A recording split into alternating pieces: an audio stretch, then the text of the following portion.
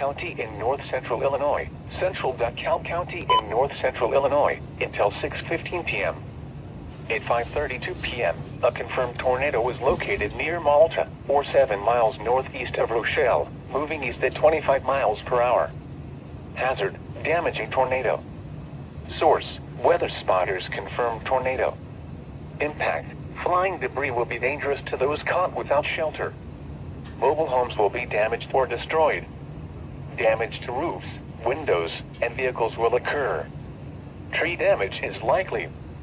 The tornado will be near Malta around 5:45 p.m. Other locations in the path of this tornadic thunderstorm include DeKalb, Sycamore, and Cortland. This includes Northern Illinois University, including the following Interstate 88 between mile markers 87 and 95.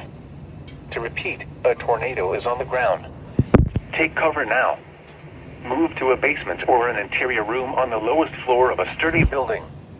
Avoid windows.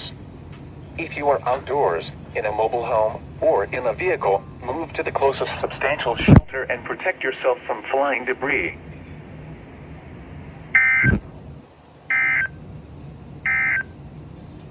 A tornado warning